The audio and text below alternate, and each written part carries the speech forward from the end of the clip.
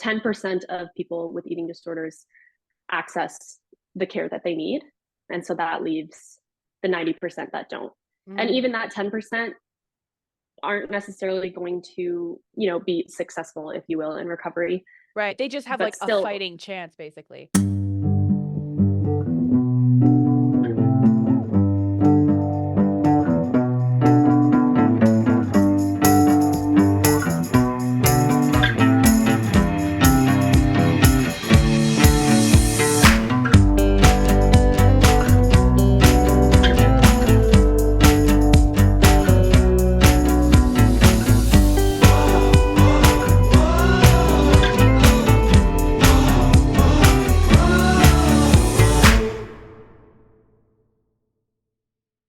Hello and welcome back to the Uncovery podcast. My name is Maddie and I used to have anorexia and I talk about it on this podcast.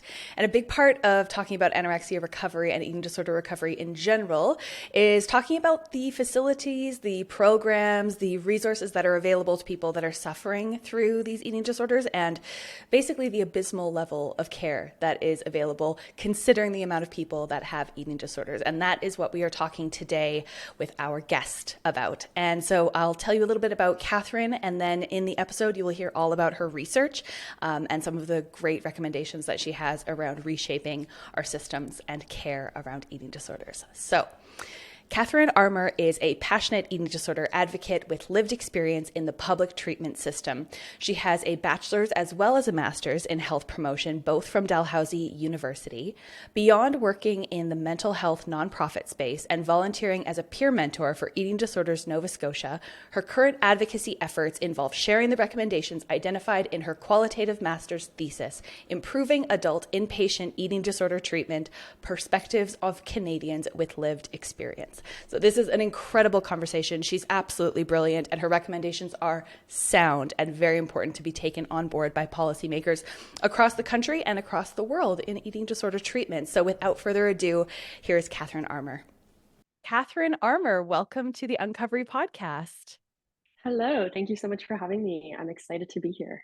Yeah, it was such a cool way, I thought, that we met and connected because we were both training in our becoming peer mentors, I don't know, like training course basically. And Our then journey, yeah. we were partnered up to like practice sharing our stories with each other.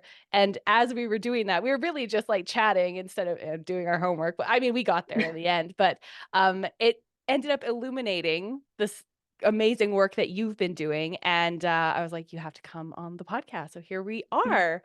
I would Yeah. love to hear just a little bit of your background, how it is that you ended up in the eating disorder space at all in the first place. Yeah, absolutely. So a little bit of context as to where I am. I grew up in Ontario, grew up outside of Ottawa, small town. So we'll just say Ottawa.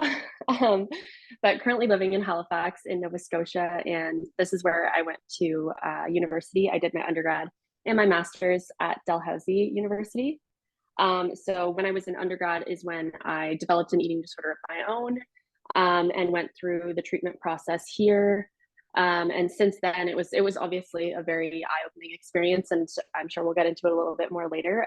But that kind of catalyzed my interest in doing research in eating disorders and spending a lot of my time advocating for people with eating disorders, and that's kind of guiding my career. Definitely, I just graduated recently, so my career is very much in its baby steps. But yeah, it's what I'm passionate about, and it really did spark from my own experience, and kind of recognizing the privilege that I had and the challenges that even I experienced trying to access treatment. So that's kind of where it all came from. Mm. Can you tell me a little bit about like your own eating disorder journey before we dive right into your research, which I will be so excited to nerd out about. But I kind of want to hear how, how it kind of came on, what your experience was like through recovery. It sounds like you're still quite young, and if it came on during your undergrad, my gut is telling me that like you didn't have it for like years and decades. And so maybe you can Mhm. tell me a little bit about how your journey looked. Yeah, absolutely. So mine, it is kind of different, and that's something that I've learned in my experience is that my experience is not necessarily a common one, because a lot of people um, are experiencing an eating disorder for years, decades on end, and it's something that is really, really difficult to get past once you've been experiencing it for so long. Once you've lived it for so many years, so much of your life has been an eating disorder, and my experience was a little bit different from that. So yeah, I was in my second year of undergrad, and so that means the year before I was in residence, and this was my first time living with roommates and living like officially on my own, if you will. And my roommate experience was awesome. We lived together the whole undergrad experience, are very much best friends to this day. And yeah, so I was in second year. I would say that growing up, I had body image struggles, I had self-esteem issues, but nothing to the point of developing an eating disorder. That was just not something that I had experienced. And so, yeah, in second year, it would have been 2018 for me. So I was 18, turning 19. Um, and yeah, it kind of came in the moment. It seemed like it came out of nowhere. And so I just noticed a lot of changes in my eating habits, but also changes in the mindset towards my eating habits. I'm sure you can relate to that, but it was definitely to the point where I was like, oh, like, this is a problem. This is not just, wanting to lose weight or go on a diet. Like, this is something that's really taking a lot of control over my day-to-day life. And also just dealing with a bunch of stress from school and stuff. So it was fall 2018 that I went to see the school, like the university psychologist, doctor, I guess. And that was kind of a strange experience. So at the same time so I went in, and one of the questions, I was explaining what I was experiencing, and one of the questions from this female psychiatrist, I believe, was, she had asked me if I had a boyfriend. And yeah, exactly. And at the time I didn't, and that just took me completely off guard, because I thought I didn't mention anything about like relationship struggles. Yeah.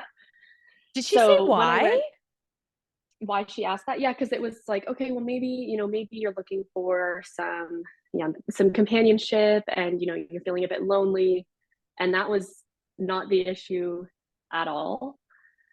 So Oh my that, yeah, God. so that was the first like experience bringing up an eating disorder to a healthcare professional, and that was the reaction. So immediately I was like, oh, okay, I get it. Anyway, I was diagnosed then with anorexia nervosa, and so I was encouraged to join a support group that was offered through my school, which was amazing, and led by a psychologist that actually specialized in eating disorders, has her own experience of an eating disorder, which is super rare to Dalhousie. It's not really common to have that elsewhere. So yeah, I attended the support group on and off since then, and at the time it was actually not super beneficial for me, and I think it was just at the point in my journey that I was at, I didn't feel that it was super supportive. I didn't have a chance to really like talk about my particular struggles, and sometimes it was kind of triggering to hear what other people were experiencing. But interestingly enough, later on in my experience coming back to the support group, it was great.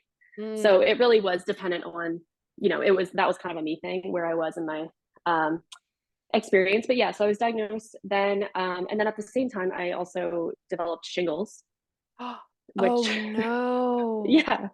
So I was like 19, and I guess when your body is under considerable stress, you can develop shingles. So Right, just so right. you I've know. only ever Yeah. heard of that in like older people. So Yeah. you are obviously, and like, your body is fine until it isn't, and you can keep on doing what you're doing until your body's like absolutely not, and it will manifest in all kinds of random ways. And so it sounds like Mhm. shingles, your body was like screaming.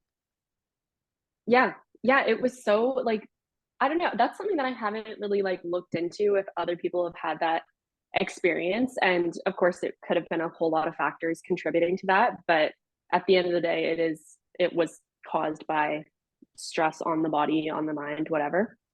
So that was yeah, not a fun week for Oh my me. God. But yeah, and I think we kind of talked about this a little bit when we were doing our training, and we kind of went off on a conversation tangent.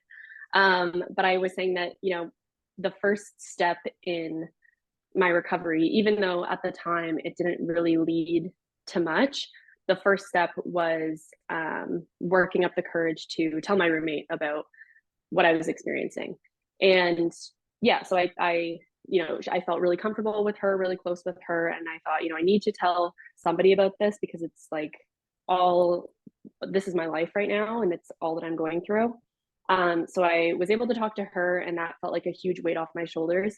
It didn't change anything about the way I was like engaging with my eating disorder, the way I was behaving, but it just felt like it felt like I was fighting back a little bit towards my eating disorder. And that was the only way that I could fight back at that point, it felt like. But that was kind of the catalyst for recovery, was talking to somebody about it. Yeah. Yeah, it is. And it's always so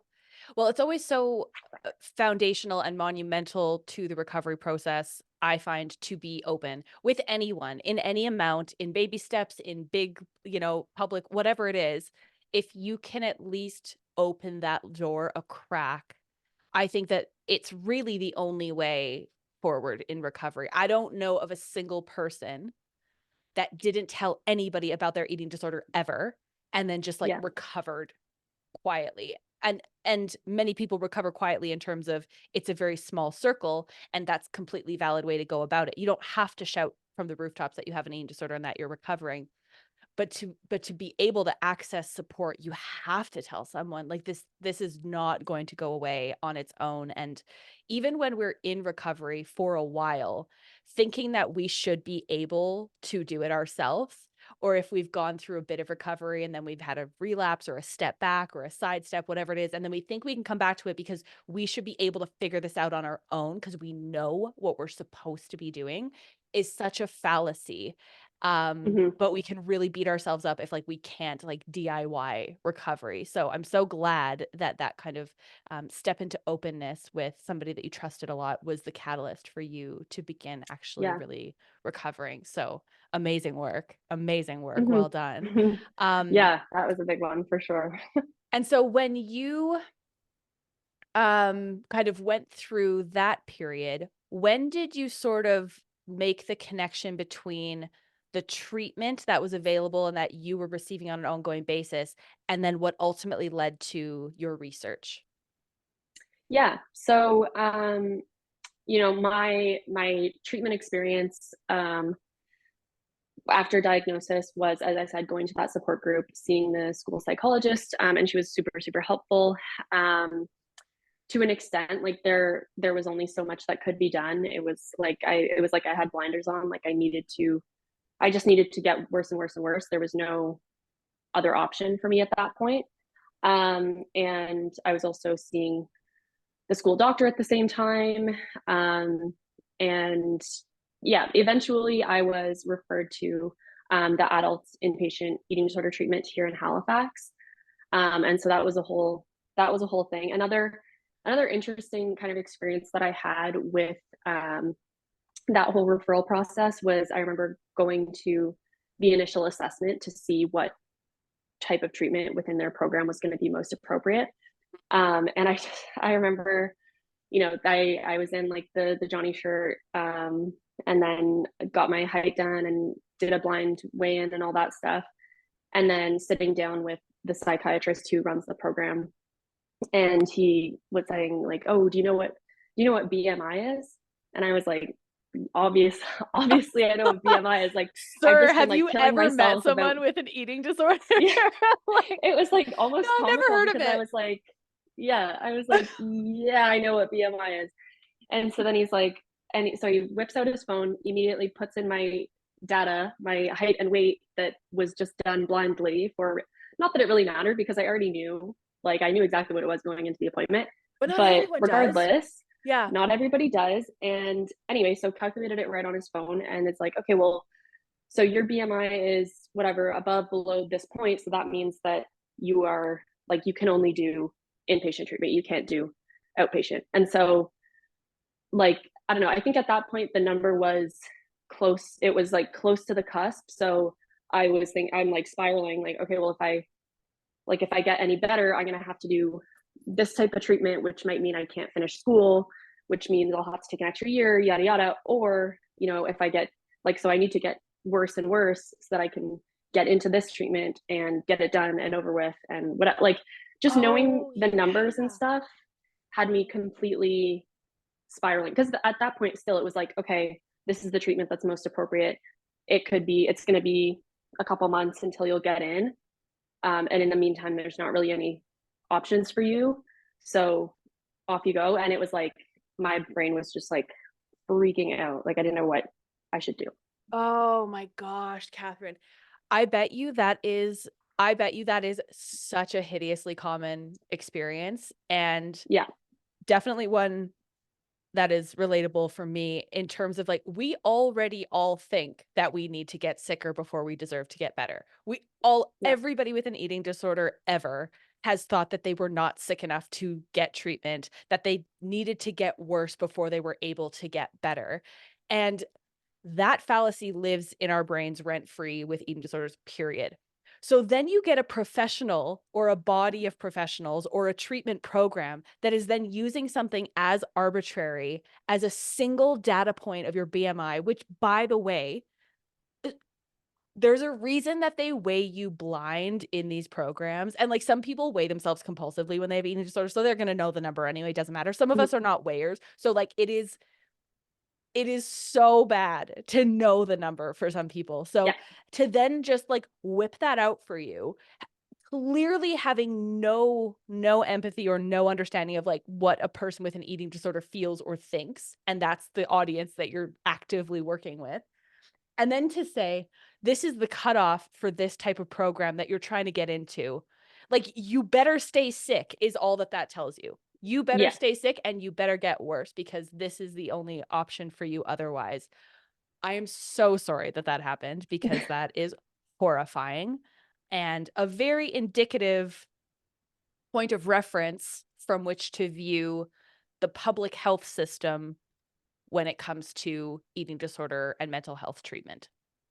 Yeah. Yeah, exactly. So that was the start of my entry into the eating disorder program. So immediately that left like a bad taste in my mouth, because I just thought, like, what, like, even in the state that I was in, I was able to recognize, like, that should not have happened. And that was such a strange way to go about assessing somebody for an eating disorder. Like, it was, they knew I had an eating disorder going into the assessment. It wasn't a matter of, oh, could this trigger this person? Of course it's going to trigger that person. So that was just a strange, that immediately started off my experience. And so anyway, eventually, it was a couple of months. Eventually I was admitted to the inpatient program. And when I was there, I mean, there's a lot to be said about my experience, but on the positive side, there were two other girls in the program with me. And so, for a little bit of context, east of Quebec, there are 7 inpatient, an adult inpatient eating disorder beds total. So there's 3 in Nova Beds. Scotia and Yeah, let's 4 linger in there. Newfoundland. Yeah, Yeah, because we're talking about beds. We're not talking about eating disorder inpatient programs. For anybody listening programs. that is Yeah. not familiar with these, like, we're talking about individual beds, 7 east of Quebec, that in the entire country, 7 to the east. Okay, just to like put a very fine point. That's none. Mm-hmm. Yeah. Yeah. So that's always quite eye opening for people. So for all the Atlantic provinces, for Nova Scotia, New Brunswick, Newfoundland, and PEI, there's 7 adult beds. I don't know what the pediatric scene is like, but it's also not enough. Like, it's just not enough, regardless. But aside from that, the 2 like roommates that I had were amazing. They were very motivated to recover. They had both been in and out of the program a couple of times. So like I said, that's the common experience, is to be in and out more than once. And I learned that through my experience by meeting other people. But yeah, so they kept me going. My family support system, my friends. I was very, very lucky to have them encouraging me because, yeah, like the program itself, and it's not bad, but it's not great in my opinion. And so there's a lot of things that could be improved upon. Like in my experience, I was there for 6 weeks total, and we didn't see a dietitian until the day before I was discharged. And yeah, and so I was thinking, okay, I'm meeting with the dietitian finally, like right before I go home. Maybe we can put together some sort of like meal plan for when I'm leaving. Because my plan after being discharged was to go back to Ontario because the semester was over. I wanted to go home. I had plans that I wanted to do in the summer, and I felt really confident, and I had some private stuff lined up for when I got back. Anyway, so I thought, okay, great, I can get a meal plan or something from this dietitian. And the session was with all three of us with the dietitian, and it was talking about like, vitamin C and vitamin D and that kind of like, it was not productive in any sense. And that was the only time that we saw a dietitian the whole stay, which I could not believe. That Yeah. doesn't even make any sense. So we're talking about an eating disorder program. And Yeah. obviously we know, and we can bang on about this forever, that eating disorders are not about the food. It's all about, however, the symptoms and the behavior are all revolving around the food. And in order for you to ever hope to solve the sort of underlying emotional issues that created your eating disorder in the first place, you have to be able to eat like a normal person to the extent that then your body changes and you have some better neural wiring and you can actually have the energy to do the emotional work that you need to be able to do. But you need to be able to stabilize and normalize your body and your eating patterns. So a part of any eating disorder treatment team is a dietitian.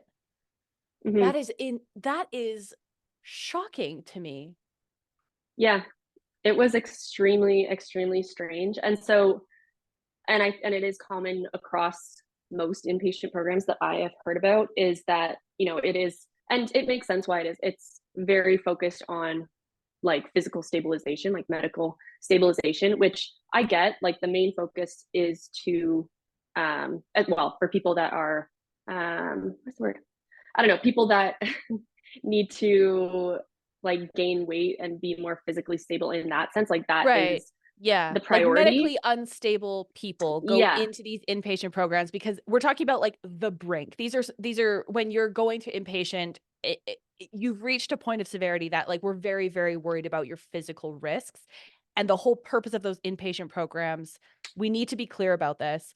The way that they are designed is not to have people walk out of their eating disorder. They are not to have people recover from their eating disorder. They are literally to just get you to a quote unquote stable enough physical place to then launch you into the world and be like, okay, go recover. And then they wonder why we have a revolving door of people leaving and then getting sick again and coming right back through. That's essentially Yeah. the way that it's set up. Yeah. And so the issue kind of comes from, obviously it's important to physically stabilize, but that doesn't mean that there can't be those other aspects of the program. Like the mental aspects need to be addressed as well. And I think there's still very much an opportunity to focus on that while in an inpatient program.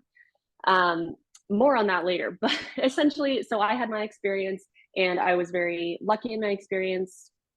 When it's all said and done, I was very lucky in my experience, even though it was challenging. It was traumatic in a lot of ways. It wasn't great, but I was very lucky. And anyway, flash forward a couple of years later, obviously there were ups and downs in my recovery, but for the most part remained fairly stable, and had a good support system, and started getting into some advocacy work. So when I was in my fourth year of undergrad, and this is like COVID now at this point. So I started a student society at Dalhousie with basically a group of my friends, and we called it the 90% Society. And so that name came from the fact that 10% of people with eating disorders access the care that they need. And so that leaves the 90% that don't. And even that 10% aren't necessarily going to, be successful, if you will, in recovery. Right. They just have But like a still, fighting chance, basically. Yeah, they're just the ones that, are privileged or lucky enough or able to access care, whereas there's a whole 90% that get nothing. And so the idea essentially was to, advocate, raise awareness, support students, kind of create a community. And that's what we did. And we did it throughout COVID, and it was really, really fun. But that sparked things for me. And that was my first opportunity of, really being extremely open about my experience. And the reaction to that was amazing. Like, as soon as you start sharing your experience, people like feel drawn to you to share their experience, and it's really a community builder. And I mean, clearly through your podcast, I'm sure you have noticed that effect. Yeah. Yeah. It's the power of storytelling is sort of the entire point of this podcast, is just to say that anytime that I've, been open, written something, a piece of work, done something in regards to my own story, just people come out of the woodwork, not only to support you and like unleash love upon you in your recovery, but to say, hey, me too. And Mm-hmm. I didn't know that I could talk about this, or everybody feeling like they're the weirdest one, or that nobody else has ever had these hideous thoughts, that kind of thing. So yeah, the storytelling element is super, super powerful, and will show you then different facets and elements of other gaps in services and systems, which I'm assuming is sort of then where this ended up leading with your research. Exactly. Yeah. So once I finished my fourth year, I had then decided that I was going to continue school, and do a master's degree in health promotion, which was what my Bachelor of Science was in. And so that kind of looks at the social determinants of health and how that impacts access to services, overall health, public health, that kind of thing. And so I was like, okay, I'll do more school, but like it needs to be, it was a thesis program. So it needed to be doing something that I'm passionate about, which of course was eating disorders. And I wanted it to be reflective of my experience. So I chose inpatient eating disorder treatment, adult inpatient eating disorder treatment to focus on, because I felt it was going to be important as a researcher to identify with the community that I was working with, identify with the population that I was pulling my sample from. So essentially, the final title of my thesis was Improving Adult Inpatient Eating Disorder Treatment Perspectives of Canadians with Lived Experience.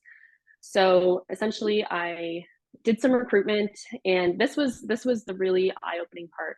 So I had a recruitment poster, that kind of thing, and I sent it out to a bunch of eating disorder nonprofits across the country.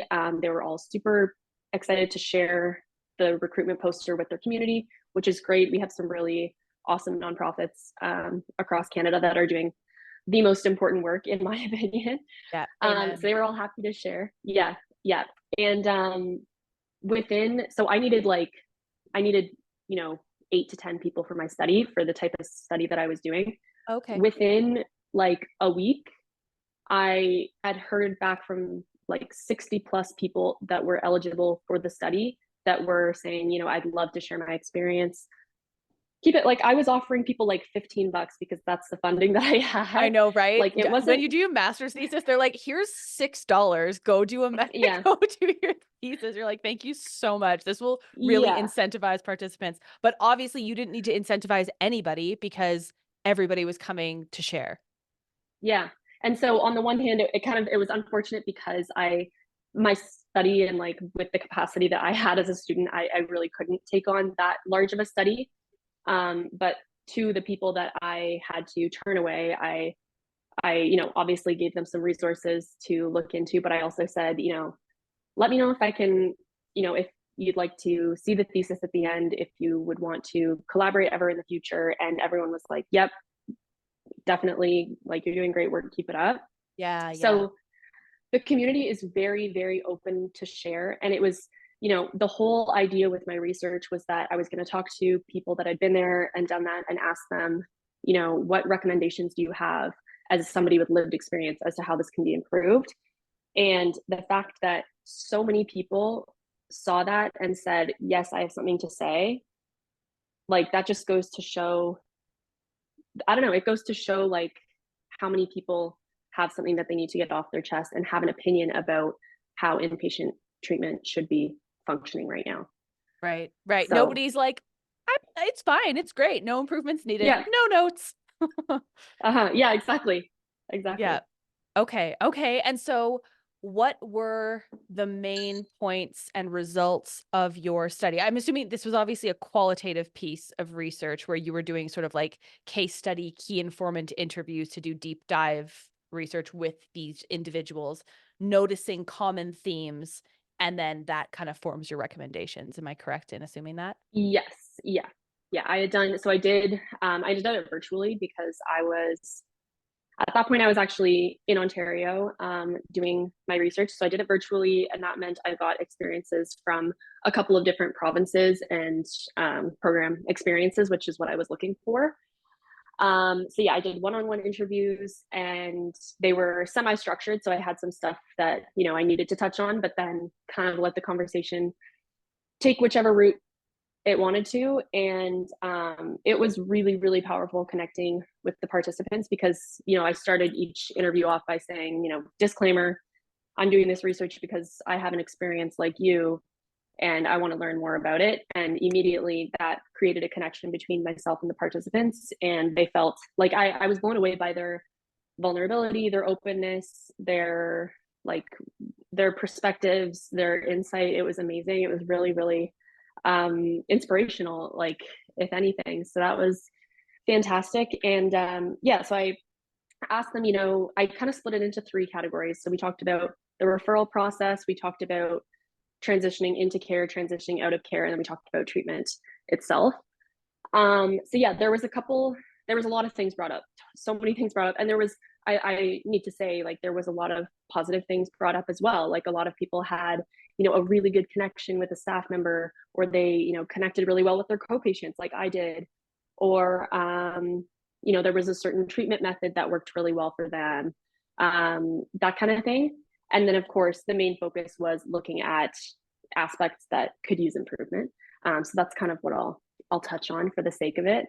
But one of the biggest ones was, as we were talking about before with my referral experience, was the lack of what I called interim support. So between referral to the time of admission, which for my participants, the longest time somebody had to wait was a year and a half. I know in other places in Canada, people are waiting 2 years on a wait list for inpatient treatment. And during that time, might be in that spot, or likely in that spot, where since their BMI is below a certain amount, they can't access outpatient. They just have to wait for inpatient treatment. So Oh, there's a cutoff. Yeah, there's a cutoff for most programs. That means, and this comes from an idea that, if your BMI is below a certain number, you don't have the cognitive ability to benefit from outpatient treatment. And to be fair, my cognitive ability was not at 100% when I was really sick, mhm. but I think that something would have been better than nothing. And there have been other studies, which I quoted in my thesis. There have been studies that have offered outpatient treatment for people on the inpatient waitlist, and they didn't get worse. They actually improved in a lot of areas. They gained weight, they had better psychological symptoms, they had a better outlook on life. Mm. Whereas my participants, every single one of them, got worse between referral and admission. One person had access to an outpatient program, um, the rest did not, and everybody got worse. There's a quote from one of my participants, and it's, I depleted so badly that I had a heart attack and a stroke. And we're talking about somebody who is in their 20s. Oh Yeah, my God. See, yeah, and this is the stuff that like nobody knows this, right? If you haven't actually been in these programs and you haven't heard these stories and you haven't known people that have done this, nobody understands that this is going on behind the scenes. Nobody understands yeah, how mismanaged the public health system as it pertains to eating disorder treatment really is and how far it's fallen. Because I mean, I've waited on wait lists for programs for months and months and months at a time. Now, I've been blessed in that I've had access to interim support that I have paid for, but not a lot of people can afford the hundreds and thousands of dollars that end up accumulating in terms of like private therapy, private dietitian, group therapy, like whatever it is that you need to access to literally keep yourself alive while you wait for that help. I don't even know how to explain. I don't even know how to have this land hard enough for people. 2 years when you already have the severity of an eating disorder that you should be inpatient is a death sentence.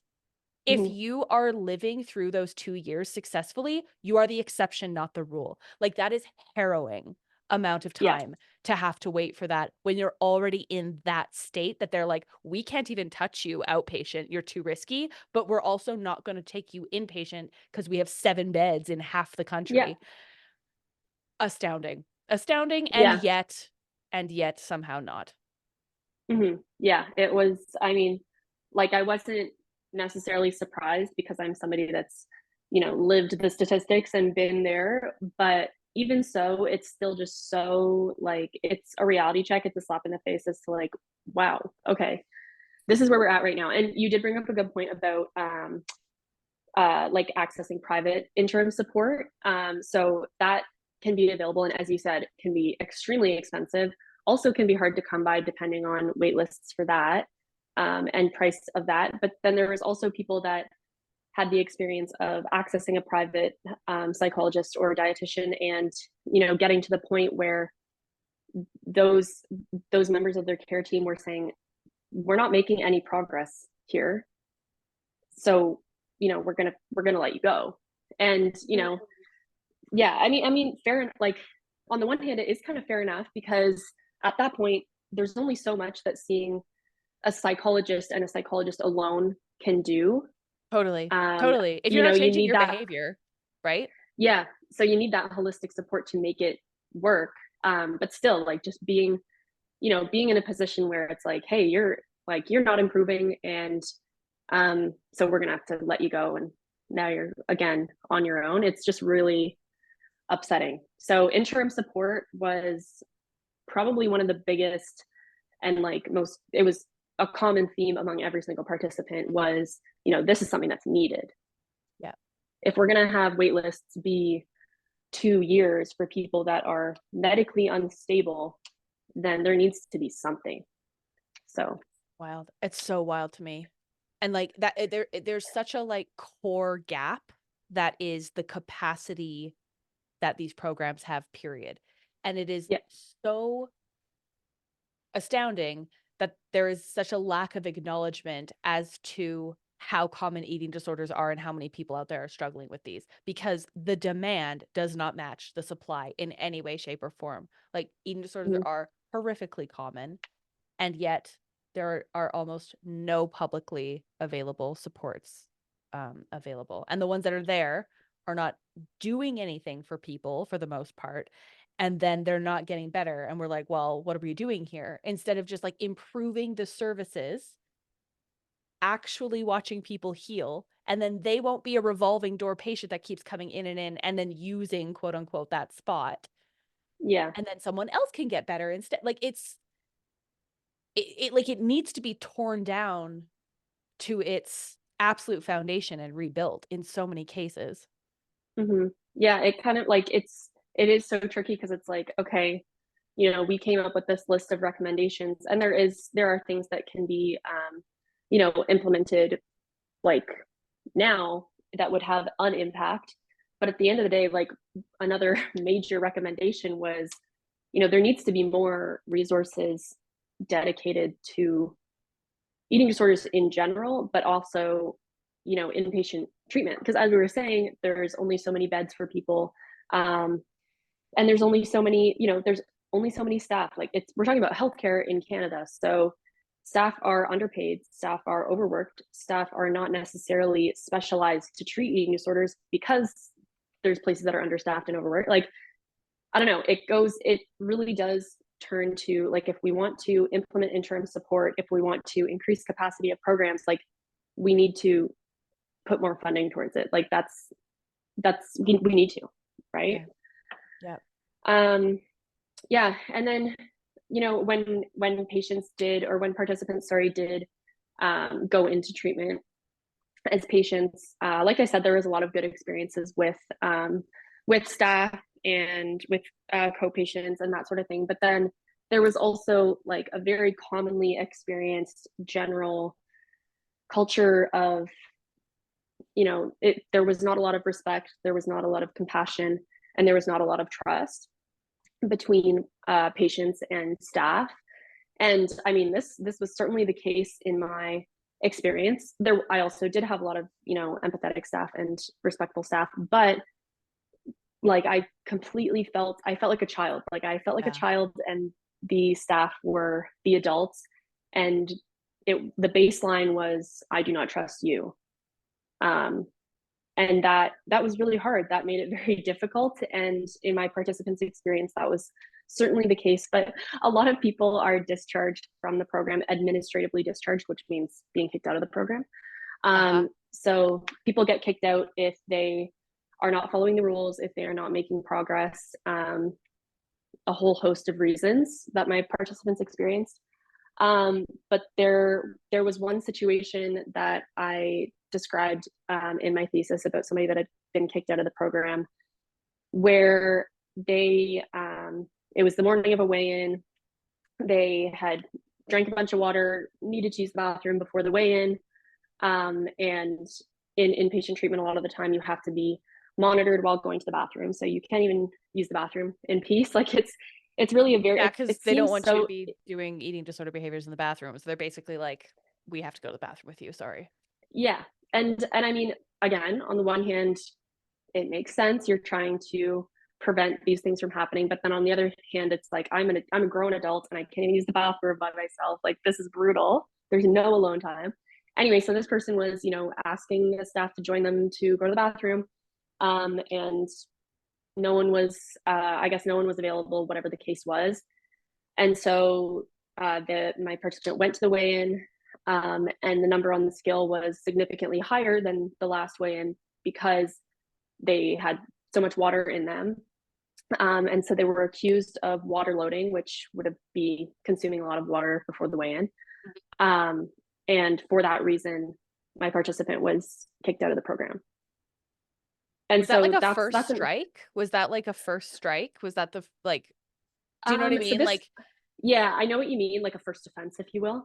yeah. I can't confirm or deny. I don't actually know for sure. I want to say that this was a participant that had more than one admission, in Ah. which case my participants also said, the participants that I had that had done more than one admission said like they were a lot less lenient every Mm-hmm. time that I came in. It was like, well, it didn't work out for you last time, so we don't have high hopes for this time. We're going to be pretty strict.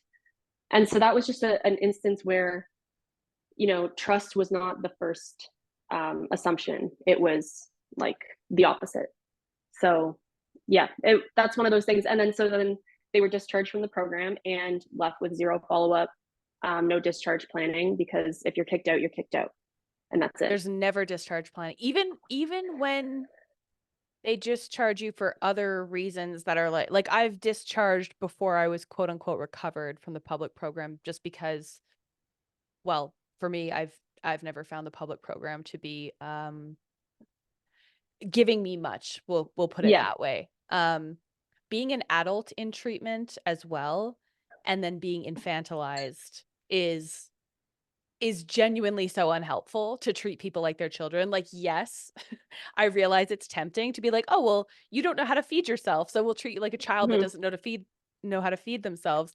But like the way that they talk to you in groups and in your like case manager sessions, and they're like, we're not going to talk about this. And if we have any feelings, and you're like, I'm 30 years old. I'm 33. So like what are it doesn't mean that I no longer know how to use my brain. Like I realize that I'm not firing on all cylinders and that I kind of Yeah. hate myself and I'm like self-destructing. I hear you, but I'm not Uh-huh. an idiot. Like, Yeah. so I don't know how exactly they're training these people to get buy-in and establish trust with patients, because I think for me, and I can imagine for others, what you need is someone to just level with you and be like, look, Mm-hmm. I see you. This sucks. You're capable of getting through this. Absolutely no doubt about that. you got to work with me so we can do this together and move you along this as quickly as you can, because you don't want to sit here. You don't want to be in this forever. But like, I'm going to level with you and be like, look, this Yeah. is not good. This does, like, your body is not doing well. We got to get you going this way. But like, talk to me like a human being. Do you know what I mean? Yeah.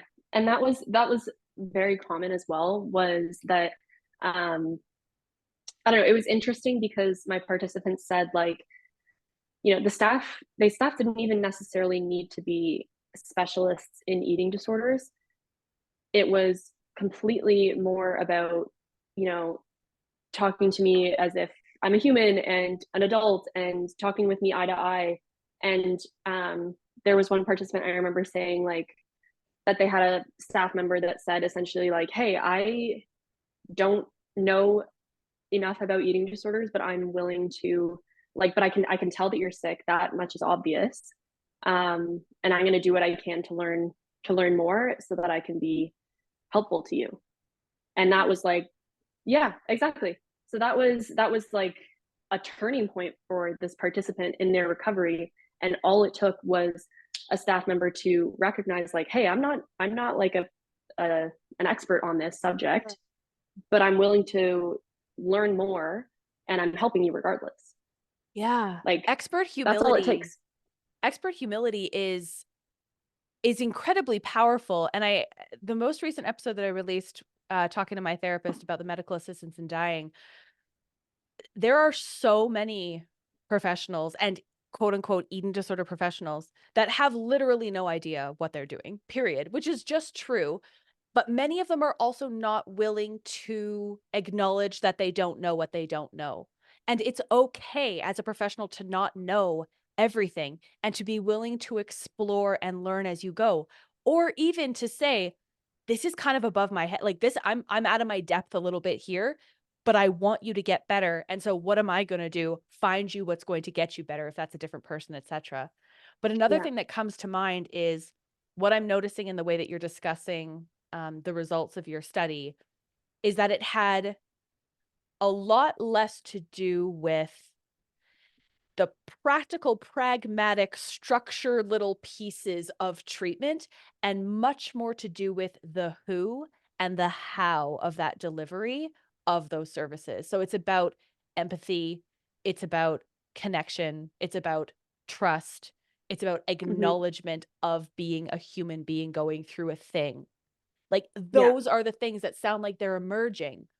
And so it's Yeah. actually not even about just like throwing money at having more groups. It's like, who is it that we are training to do these things? And what is the training we're giving them? And are they informed? Hmm. And the alongside that, like, you're spot on in terms of, like yes, we could probably benefit from building from the ground up, but realistically we kind of have to work with what we've got. And by just adopting, trust as being the baseline, respect as being the baseline, working with people as people and not just patients, that's where it comes from. And then the other really, really common theme that was brought up was what we called individualized care, individualized treatment. So that involved, looking at each individual and recognizing what about them made their experience unique. So, I was in there with two other girls, as I've said. They came from different backgrounds than me. They were going to go back into different communities and experiences than me. Yeah, we were all doing the exact same treatment. Mm. Like, there was nothing different about what we were doing in treatment.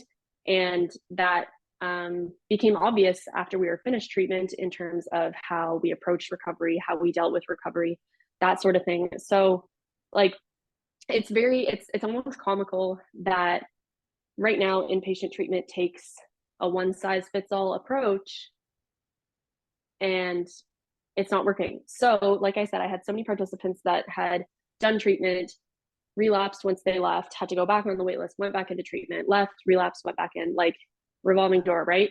And they said, every time I went back in, I was doing the exact same thing And I'm thinking like, why is this treatment not working for me? And it's like, well, because like, I mean, it's not working for you. It's very clear that it's not working for you. And yet they're giving you the exact same thing every single time. Like there's no innovation. Mm. And so a lot of my participants were frustrated with that, right? They're like, okay, well, this is my only option, but this option is not working for me. Mm-hmm. And I had some participants, like I had some participants that were transgender and gender non-binary, and they, their experience with gender and an eating disorder made their experience so different than somebody like me, like a cisgendered woman. There's gender dysphoria that you have to deal with. There's so many like stigmas that you're dealing with that make, that should make the treatment and recovery approach a lot different, but it's not. It's the same.